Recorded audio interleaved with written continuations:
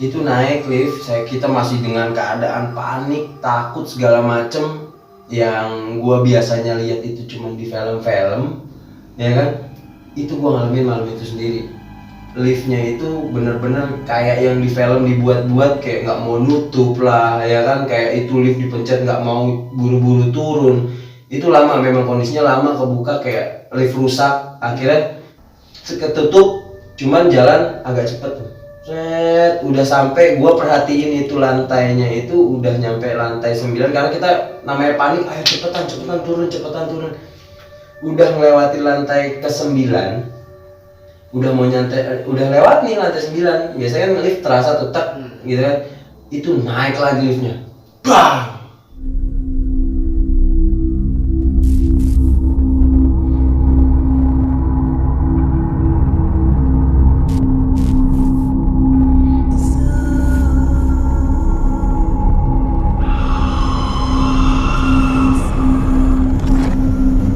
Assalamualaikum sahabat-sahabat misteri, kembali lagi bersama Tobat Nakal Official.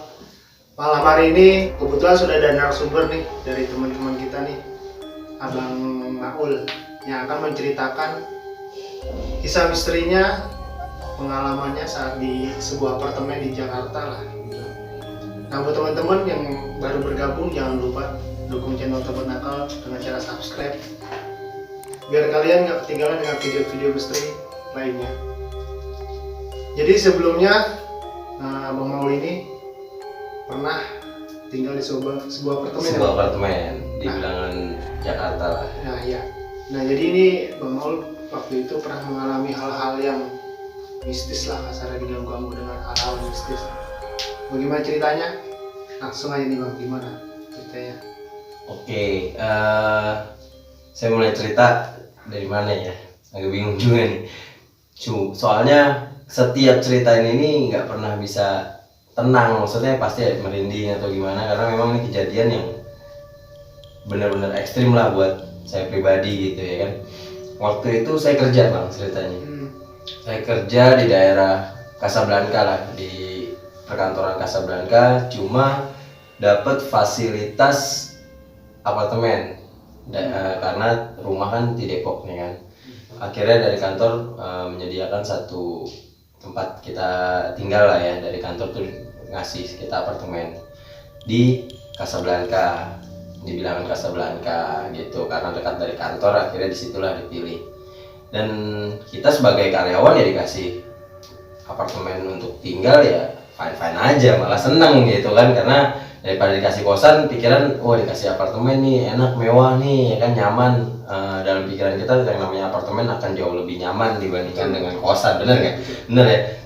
Akhirnya singkat cerita lumayan lah, udah berapa bulan, 3 bulan itu saya tinggal di situ, itu nggak ada kejadian apa-apa ya, bener-bener kayak ya kita juga nggak ngerasain apa-apa lah, hal-hal apapun itu nggak ngerasain. Cuman sampai ketika satu malam itu kita lagi nongkrong, karena di kamar itu kalau nongkrong kebanyakan juga penuh Bang, kamar nggak enak ya kan. Akhirnya anak-anak lagi kebetulan pada main di apartemen, kita ngopi di lobi nih ceritanya, nongkrong di lobi apartemen, cuma dekat pos satpam lah kasarnya, biar nggak terlalu mengganggu. Kalau di atas berisik, kepenuhan orang juga ganggu kanan kiri kan gak enak juga, namanya apartemen orang pasti cari yang tenang, privasi gitu kan. Akhirnya kita nongkrong di bawah nih, sampai cerita ngobrol-ngobrol simpang siur, salah seorang security nanya nih sama kita orang, lu selama ini kayaknya gue lihat nyaman-nyaman aja tinggal di situ gitu kan. Loh emang kenapa Bang? Ya emang lu nggak pernah ngerasain hal-hal aneh apa di kamar lu gitu. Jadi kenapa dia tanya kayak gitu ya, saya pribadi bingung dong ya kan, emang ada kejadian apa gitu ya kan, karena saya nggak mau berpikir ke arah sana juga kan, maksudnya namanya kita tinggal di situ buat istirahat, ya udah buat kerja juga gitu kan. Akhirnya itu security suruh saya buka Google, coba cari beritanya. Dia bilang tanggal berapa itu saya lupa tanggalnya berapa, cuman dia bilang kejadian apa yang terjadi di apartemen ini gitu, karena memang udah lumayan lama juga tinggal di situ, udah 3 bulanan lah ya. Nah akhirnya coba dicari tahu sama teman-teman, nah ketemulah beritanya. gitu. Jadi pernah ada kejadian salah seorang teknisi, kalau nggak salah lupa juga saya namanya, mudah-mudahan teknisinya sih udah tenang lah ya di sana. Nah dia gitu jatuh, entah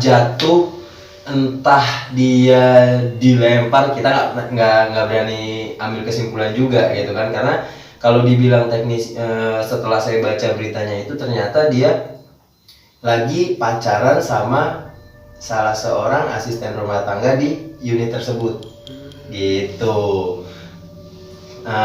Bekas punya apa ya, artinya ada bekas orang tinggal di situ, dia punya asisten rumah tangga, pas dia kerjakan keluar sama asisten-asistennya yang lain keluar, nah tinggal sendiri sih orangnya itu tuh, asistennya itu. Nah pacaran lah nih teknisi apartemen tersebut dengan asistennya itu. Dipikir karena biasanya kerjaan bosnya ini biasa pulangnya itu selalu lewat jam 12, karena di dunia entertain juga si bosnya, akhirnya dia juga nggak di luar perkiraan dia lah pada saat kondisi jam berapa gitu dia pulang. Ini cerita awal mulanya kenapa ada kejadian aneh di unit itu yang saya baca. Ternyata dia kepergok, nggak taunya di berita tersebut dia lari ke arah balkon karena takut ketahuan, akhirnya dia kepleset jatuh ke lantai dasar. Itu kondisi di lantai 22, jadi di lantai 22 orang tersebut jatuh katanya, dan yang saya baca berita. Setelah saya cari tahu tentang berita tersebut, akhirnya dari situ baru mulai tuh bang, ada hal-hal aneh. Iya, karena dulu zamannya video streaming. Nah di unit saya juga itu dulu anak-anak suka video streaming pakai PC, pakai ada mikrofon, jadi kita kayak buat siaran online gitulah gitu kan, kayak video streaming, siaran online kayak model podcast, cuman dia sendiri nih, dia ngobrol sama viewersnya dia gitu kan. Nah mulai dari situ yang biasanya itu kamera aman-aman aja, mulai banyak yang ibaratnya kameranya suka autofocus sendiri, suka ngeblur sendiri. Terus ada beberapa viewers dari teman-teman yang lagi siaran, mungkin dia juga punya kelebihan untuk bisa melihat-lihat makhluk-makhluk itu gitu ya kan. Katanya sekarang banyak sering bolak-balik, itu siapa yang bolak-balik di belakang gitu, entah untuk menakuti, tapi kondisinya memang selama belum ada cerita itu nggak pernah ada viewers yang komentar tentang hal tersebut gitu loh, melihat ibaratnya ada yang lalu lalang segala macem, nggak ada gitu. Nah akhirnya saya ambil kesimpulan, paling kameranya fokusnya autofokus sendiri. Maklum lah namanya kamera, kadang-kadang kan kita pergerakan badan, kamera itu kan nyari fokus yang terdekat dengan dia gitu kan. Cuma saya pribadi mengalami bukan pada saat siaran sih gitu kan, justru pada saat saya lagi kerja, itu udah lewat jam 11 malam lah ya kondisinya. Setelah cerita itu saya tahu, saya dapat ternyata ada kejadian apa di unit saya, barulah saya mengalami hal-hal lumayan aneh lah ya buat saya. Kondisi mungkin entah sugesti saya karena saya udah tahu ada cerita apa segala macam, tapi pada saat saya kerja lewat jam 11 malam itu, dia itu kondisi di ruangan itu nggak ada siapa-siapa lagi gitu loh, karena kondisinya yang lain belum pada pulang. Ada temen paling di kamar gitu kan, dan di kamar itu dia juga udah tidur lah kasarnya. Itu saya kerja sendiri, saya lagi buka laptop, saya bikin laporan karena memang udah akhir bulan untuk ngeluarin invoice gajinya anak-anak gitu kan. Nah akhirnya saya buat laporan, saya sambil ngopi, sambil ngerokok. Entah itu saya cuma sugesti, tapi itu jelas yang awalnya dispenser saya mepet sama tembok. Itu saya lagi ngetik, itu bergerak. Udah mulai tuh ada yang begitu-gitu tuh. Tadinya cuma ngalamin, mungkin orang siaran cuma kameranya ngeblur. Saya masih pikir itu mah paling kamera yang cuma sekedar cari fokusnya aja gitu kan. Ternyata saya ngalamin pertamanya itu kejadian itu gitu loh. Dari situ mulai ada suara-suara nggak jelas, entah ada suara orang, padahal kondisinya nggak pernah sama sekali. Itu apartemen Casablanca itu ada suara orang tuh yang ketawa-ketawa atau segala macam. Itu benar-benar apartemen yang lumayan menjaga sekali privasi dan menjaga sekali tentang yang namanya suara gitu loh, biar tetangga kanan kirinya nggak ini. Nah itu di situ udah mulai banyak suara-suara yang kayak gitu tuh ya kan, kayak misalkan pertamanya dispenser gerak itu saya ngalamin sendiri, sampai akhirnya malam itu habis dispenser gerak saya ngelihat ke balkon, entah masih sugesti, saya mikirnya masih sugesti, cuman namanya kondisi sendirian takut dong ya kan, kondisi sendirian takut, akhirnya saya memutuskan buat turun lagi ke lobby. Itu kejadian tahun berapa tuh? Itu kejadian tahun 2014 kali ya, 2014an. Cuma kejadian tersebut itu ternyata sudah lumayan lama gitu. Yang awalnya saya juga nggak berpikir kenapa, saya nggak tahu itu kantor saya ngambil unitnya di situ karena apa. Mungkin ya namanya kita dikasih, yang tadi saya bilang gitu kan, kita dikasih tempat tinggal apartemen yang lumayan mewah gitu kan, ya kita nggak, bukan bikin aneh-aneh, pasti ngerasa wah kantor gue baik banget nih ini. Nah setelah kejadian itu saya turun ke bawah bang, ya kan, saya turun ke bawah, saya samperin lagi si security, cuma saya nggak cerita. Saya nggak cerita saya ngalamin apa di atas gitu ya kan. Terus teman-teman yang lain pun nggak ada yang pernah cerita sebelumnya, sampai akhirnya saya cerita sama security, dia nanya kenapa bang, nggak apa-apa, saya masih jawab, belum kasih jawaban cuman bete aja di atas, gue sendirian nggak ada teman ngobrol gitu ya kan, yang di bawah ngobrol sama security gitu ya kan, sama abang-abang security lah, sambil ngerokok sambil ketawa-tawa gitu, karena sambil nungguin yang lain pulang juga. Cerita ternyata saya naik lagi lah setelah teman-teman saya pulang gitu ya kan, saya balik, udah pas besok paginya baru saya cerita sama teman-teman, semalam gua ngalamin ini, masih nggak ada yang percaya. Ada beberapa yang nggak percaya sih, tapi ada yang mengalaminya pun dan dia mendem, ternyata nggak mau cerita, takut yang lainnya juga takut gitu, ngerasa takutan. Akhirnya setelah semuanya ngalamin, ya mungkin ada yang diliatin atau hanya sebatas suara yang tadinya nggak pernah ada suara-suara aneh gitu ya kan. Entah di dapur biasanya sunyi aja, kamar kita tuh sunyi aja, paling suara musik atau apapun, ini udah banyak yang ada suara, ya ada yang ketawa, ada yang nangis gitu kan. Kadang-kadang di depan pintu kita tuh kayak ada suara anak-anak kecil yang lagi main lalu lalang, padahal itu nggak ada. Jadi selama itu dari siang sampai malam ya memang ada penghuni anak-anak, tapi nggak pernah main di lorong gitu loh. Dan kondisinya kan malam, nggak mungkin juga anak-anak itu main di lorong apartemen gitu kan. Nah akhirnya baru pada cerita. Disitulah saya berpikir, oh ya udah nih, mungkin karena akibat kita tahu jadi sugesti gitu ya kan. Akhirnya yang tadinya kita nggak ngerasain ya mulai ngerasain nih. Sebenarnya kejadian terparahnya bukan di lantai itu sih bang, gitu. Jadi itu hanya sebatas rentetan awalnya doang nih cerita yang ininya gitu kan. Singkat cerita, karena sudah kepenuhan penghuni di unit saya yang kamar itu, saya belum cari tahu nih, saya juga belum tahu oh ternyata ada ini, dan belum tahu kenapa saya mau pindah ke atas nih ceritanya, ke lantai yang lebih tingginya lagi, karena saya sendiri udah ngalamin hal-hal yang gak enak, dengan pikiran mendingan gue pindah deh dari kamar ini gitu, cari aman kasarnya, biarin deh gue pindah dari kamar ini yang lebih kecil di atas, unitnya memang di atas disewain lagi lebih kecil bang dari kantor, tapi karena gue mengalami hal yang tidak enak tadi, mendingan gue pindah ke atas nih gitu kan. Nah gue pindah ke atas, disitulah gue baru tahu kenapa alasan kantor gue itu memilih kamar itu, karena murah ternyata. Dan kantor gue juga nggak tahu kenapa kamar itu murah, tidak tahu ada cerita bahwa ada kejadian apa dulu di unit itu gitu. Gue pindah ke atas, sampai suatu harinya itu kita sering bercandaan lah tentang yang namanya lagu-lagu yang nyinden gitu, suka ngerjain anak-anak tanpa berpikir kejadian sebelumnya gitu loh. Nah mulai dari situ, sebelum pindah ke atas kita masih tinggal di di lantai 22 tersebut. Itu saya juga sering ngalamin kejadian aneh di basement sebenarnya gitu. Jadi yang awalnya saya parkir di basement 2 itu nggak pernah ngalamin hal-hal aneh, ngelihat sesuatu yang aneh gitu kan. Itu mulai ngelihat yang kayak gitu-gitu tuh bang. Biasanya kalau saya parkir sebelum jam 1 atau sebelum jam 12 itu masih dapat parkir di basement 1 ya kan.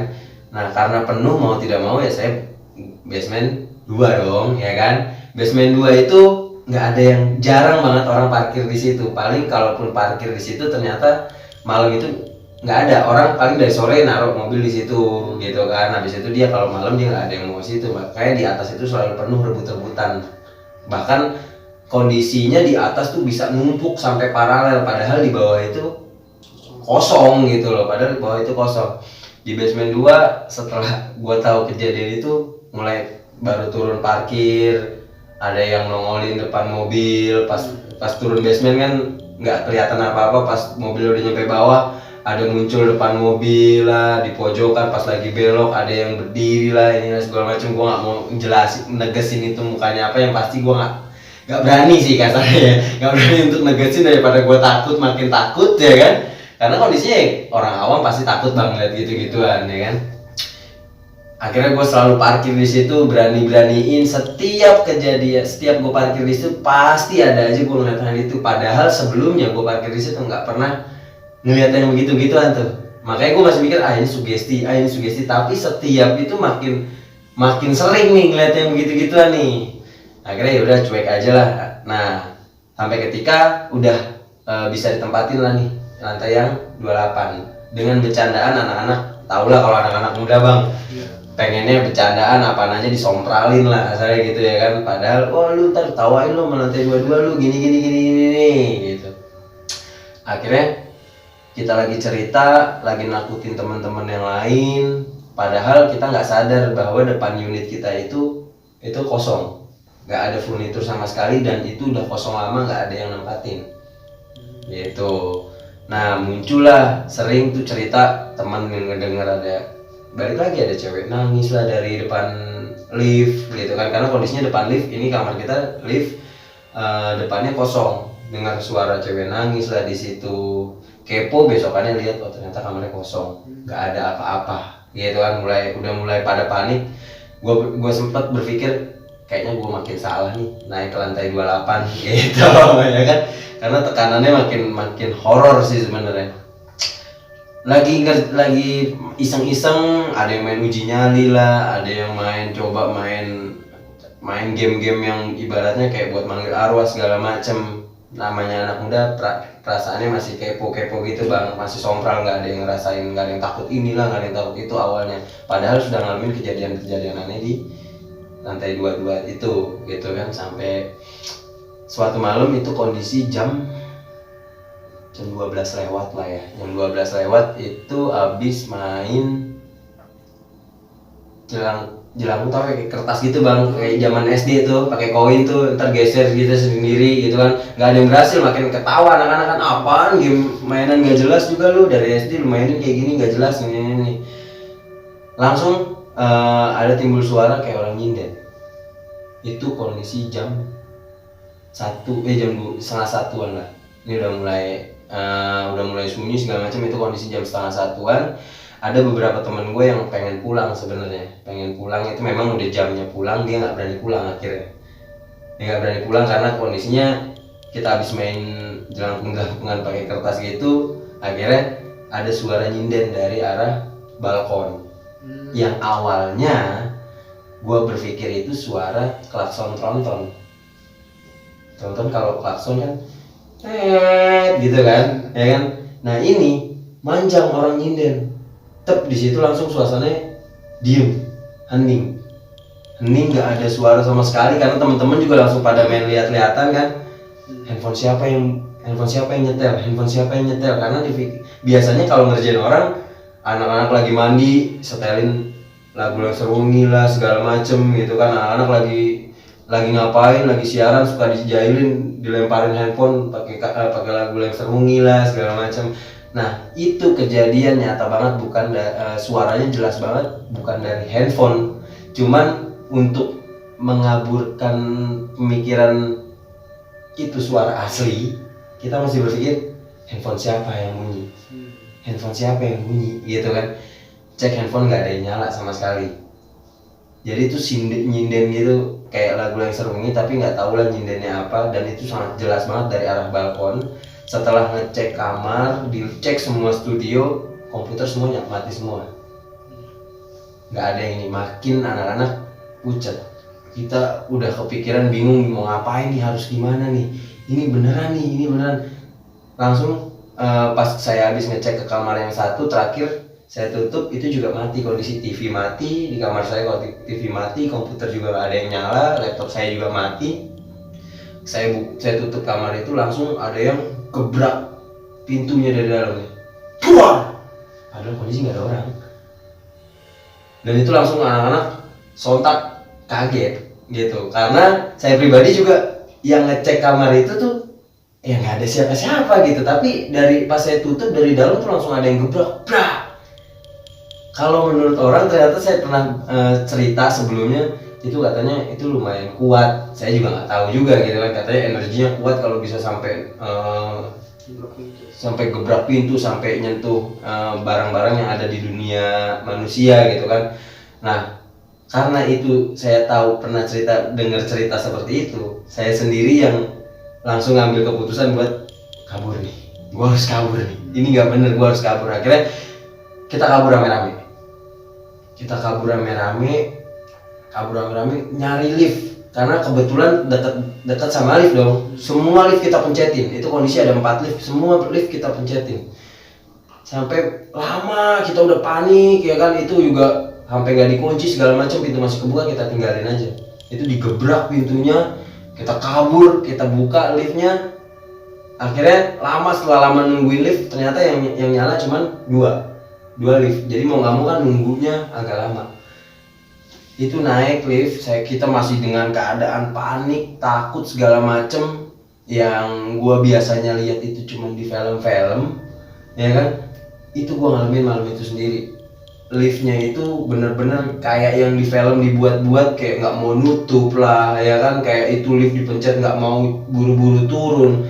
Itu lama, memang kondisinya lama, kebuka kayak lift rusak. Akhirnya ketutup, cuman jalan agak cepet tuh, udah sampai, gua perhatiin itu lantainya itu udah nyampe lantai 9, karena kita namanya panik, ayo cepetan turun.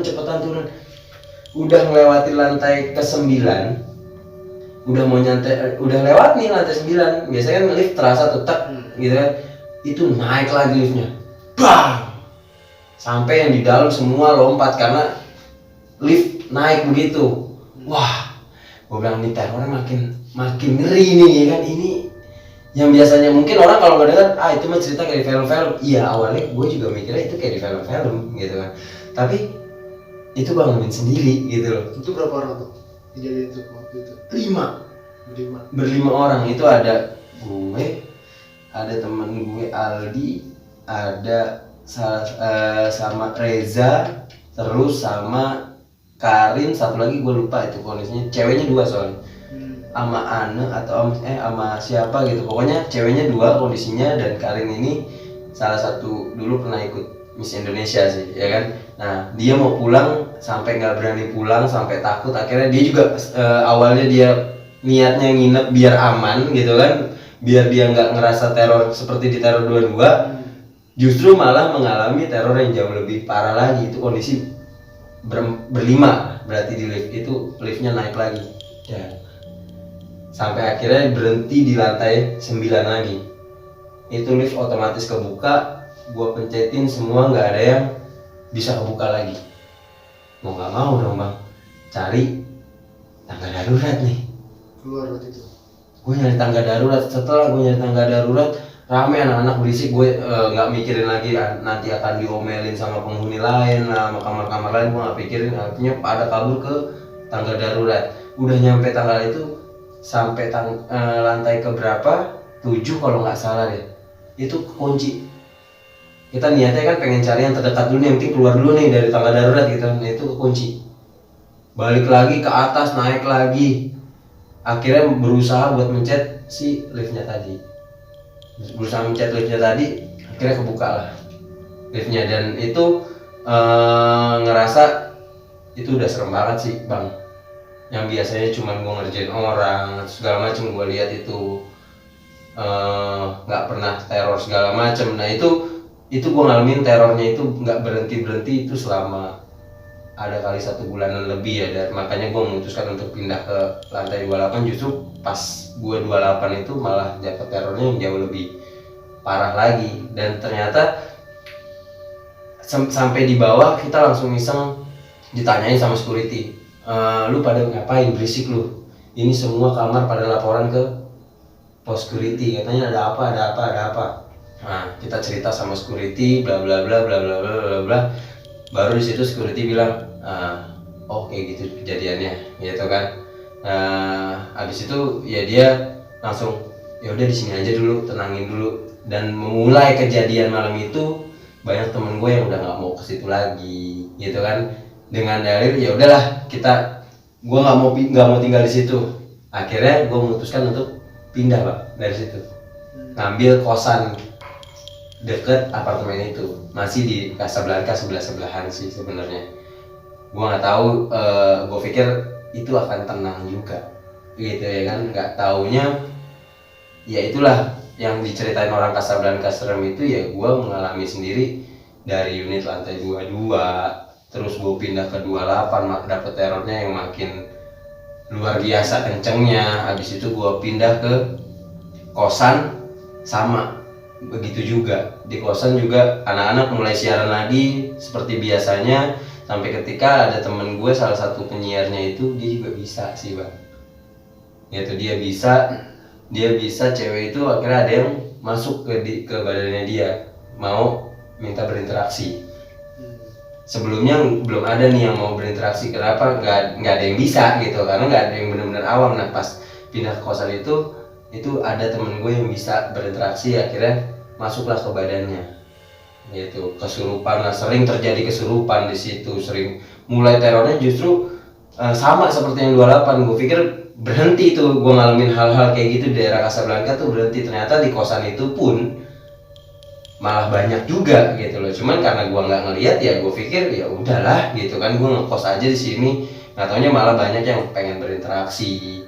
Kayak temen gue dimasukin sama cewek, akhirnya dia bilang bercerita sampai minta tolong lah, dia korban tabrakan lah, artinya segala macem lah. Cuman dia minta tolong cariin siapa penabraknya. Ya gue bingung Bang, gue mau ngapain, gue cari gimana cara nolongnya. Pas gue coba tanya itu kejadian berapa lama, 20 tahun yang lalu kondisi itu gue mungkin baru 3 tahun kali umur gue ya, baru umur 3 tahun man.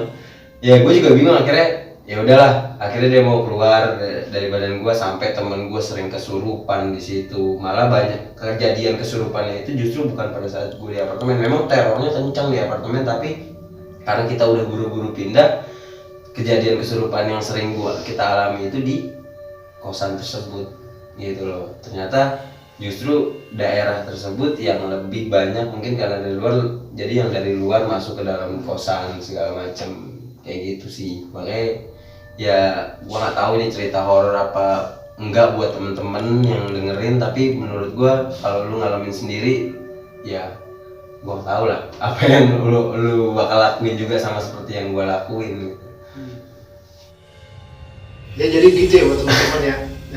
Buat pengalaman abang kita nih Bang Maul yang mengalami kisah-kisah misterinya lah. Nah jadi buat teman-teman yang punya pengalaman misteri atau punya kisah-kisah yang horor lah, boleh langsung kirim ke email Tobat Nakal atau bisa langsung DM IG Tobat Nakal.